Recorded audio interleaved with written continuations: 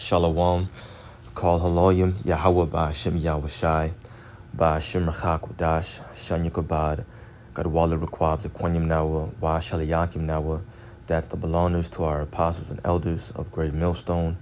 Shalom Wabarakim Labakonyim Shalayasharala. That's peace and blessings to the elect of Israel. And as always, may a double portion of the Holy Spirit be put upon all the brothers that are still offering your bodies as a living sacrifice, pushing out this word in truth and in sincerity.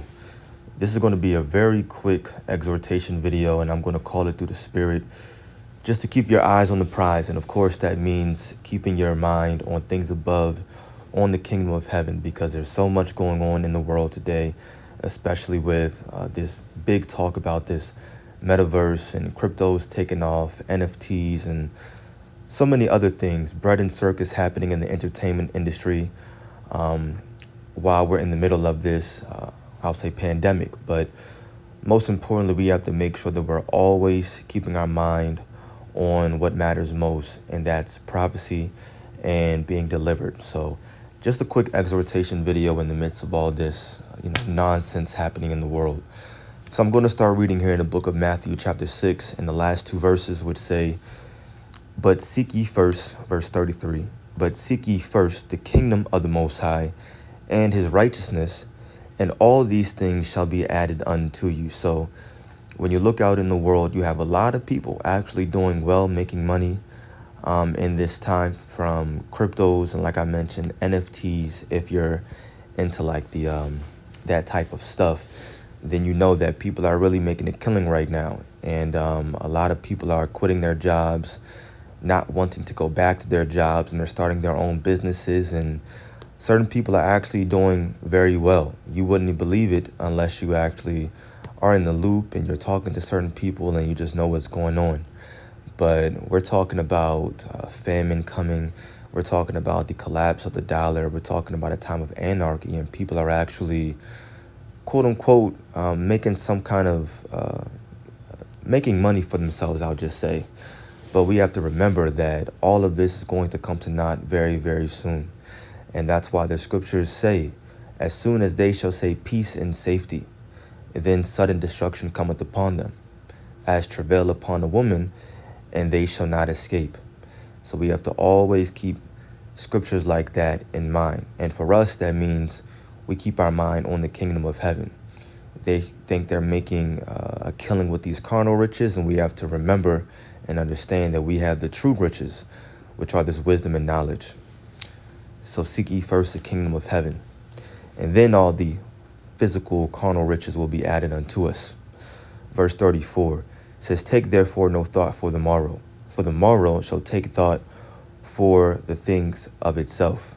Sufficient unto the day is the evil thereof." And that's exactly why we always say Lord's will. Every single morning when we wake up, we ought to, all of us, be thanking Yahweh Ba'ashem Yahushai that his Holy Spirit is still upon us, and then also asking him to please not to ever take it away from us. That should be a daily prayer, and it's something that I strive to say every single morning as soon as I wake up. As soon as I wake up, excuse me. I want to jump over to the book of Colossians, the 3rd chapter. And starting at verse 1, it says, "If ye then be risen with Yahushai, seek those things which are above, where Yahushai sitteth on the right hand of the Most High." So ultimately, once again, we should be having our mind on things above, as it states in verse 2. "Set your affection on things above, not on things on the earth." Remember, Yahushai said, "I go to prepare a place unto you." And he also said, "In my Father's house are many mansions." These are the things that we should be constantly thinking about.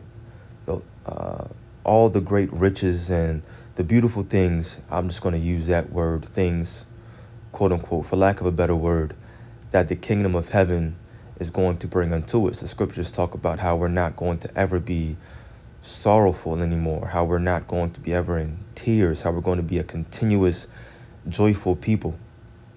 We have to constantly think about that as we go about these our 9 to 5s, and you may get down a little bit on yourselves, and You may even get to the point where you're really, really sorrowful sometimes. But when you come back to the scriptures and you come back to prophecy and you just start remembering and envisioning the things that are promised unto us, then it brings you back up. You become alive again. And that's why it says we are risen with Yahushai, because we know through Yahushai we already have the victory. We already have the victory. We just have to play out certain things here on earth, and then it's going to be here very soon. That's why the scriptures say that these prophecies, they're not going to be slack when these plagues come upon the earth. So these things are going to happen very soon. Verse 3, it says, "For ye are dead, and your life is hid with Yahushai in the Most High." For ye are dead to this world. That's what that means. We're dead to this world, but we've been quickened. We've been made alive through Yahushai, because with this knowledge that we've been giving through Yahushai, it's been able to build up our spirit, in which we're in the business of the salvation of our souls or our spirits. Sometimes they're synonymous, and especially right now. We're in the business of the salvation of our souls, and that's why the scriptures say that while the outward man perishes, our inward man, your spirit, is renewed day by day. And that's why it says our life is hid here in verse 3 in Yahushai. People don't understand exactly what we're doing in this ministry. They don't know that we've actually put to the side our previous ambitions and our previous goals, things that we had in this world. And we've taken up this cross, and we've basically put our life on hold. That's what we've done. We put our life on hold in order to preach this gospel, because ultimately in the spirit, this is exactly what we were prophesied to be doing anyway. So verse 4, it says, "When Yahushai, who is our life, shall appear, then shall ye also appear with him in glory." So we're dead to this world. Our outward man is perishing, but our inward man is being renewed day by day by us constantly having our affection on things above and remembering that Yahushai already overcame this world. And therefore, when he returns, then we're going to appear with him in glory. With him in glory. And that's why Romans, we'll grab that, the 8th chapter says, verse 17, I'll read verse 16. "The Spirit itself beareth witness with our spirit that we are, the children of the Most High. And if children," it says, "then heirs, heirs of the Most High, and joint heirs with Yahushai." We're going to appear with him in glory. Why? Because as long as we remain faithful servants, profitable servants, then we are going to be joint heirs with him when he returns. "If so be that we suffer with him." And of course, that's also a part of our journey. We have to go through this suffering process in which we have these trials and tribulations that the Lord is ultimately using to build up our spirits.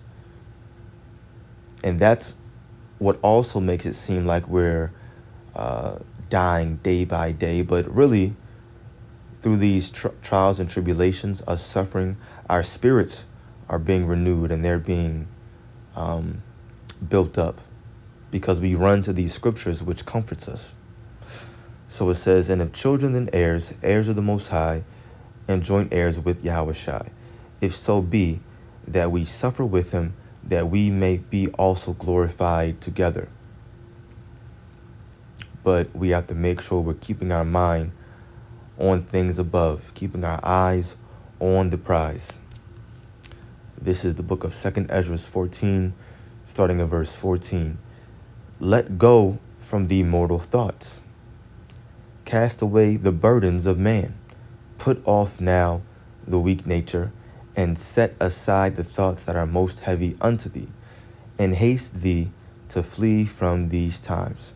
So the mortal thoughts, the burdens of man, the weak nature, the thoughts that are most heavy unto us, these are all carnal thoughts. These are all temporary problems, we can say. They're temporary problems or issues in the flesh that deal us blows living in this carnal life, or through this carnal life, I'll say. But spiritually, our life is hid in Yahushai, as we just read. And we have to remember that as long as we keep our eyes on the prize, as long as we remember that this is not the end-all, be-all, that we have a better promises that are built upon a better sacrifice being Yahushai, then it should be easy for us to set aside these heavy thoughts that weigh us down. It should be easy for our spirits to be renewed again. And that's why we have to constantly keep our minds occupied in prophecy, occupied in these scriptures, constantly reading, constantly praying. Because this word is also known as the Comforter. It comforts our spirits in those down moments, when it seems like the heathen are just winning. The wicked is just winning. But the scriptures talk about envying not the sinner. Let me see if I can find that. Envy sinner, or envy wicked, maybe. Envy sinner, no. Envy winner. Sinner, wicked, I'm tripping. Envy not. Okay, Proverbs 23 and 17, it says, "Let not thine heart envy sinners, but be thou in the fear of the Lord all the day long." I guess I had to type in sinners with an S. But let not thine heart envy sinners, but be thou in the fear of the Lord all the day long. And if you're in the fear of Yahweh Ba'ashem Yahushai, because remember, there is such thing as a healthy fear of the Lord. Fearing Yahweh Ba'ashem Yahushai actually is a commandment. And if we're fearing him, that means we're giving him his due reverence. And if you're reverencing the Lord, then that means your mind is constantly on those things that he has prepared for us. So no matter what's going on in the world, no matter how prosperous so-called successful people may be, or it may seem like they're getting in this world, we have to remember that Babylon the Great, America, is quickly spiraling down the drain. And famine is being prepared right now. Remember that the supply chain is currently messed up, which is going to lead to that famine. The dollar is constantly getting devalued. You do have these cryptos and even gold in general and silver that are constantly on the rise, which is giving less value to the dollar actually. But we have prophecy that comforts us, and we know exactly the times that we're living in and what we're quickly headed into. So always keep your mind occupied in prophecy and keep your eyes on the prize, the kingdom of heaven. Call Halal Yahweh Ba'ashem Yahushai, Ba'ashem Rachakudash. Double honors to our apostles and elders of Great Millstone. Peace and blessings to the elect. Shalom.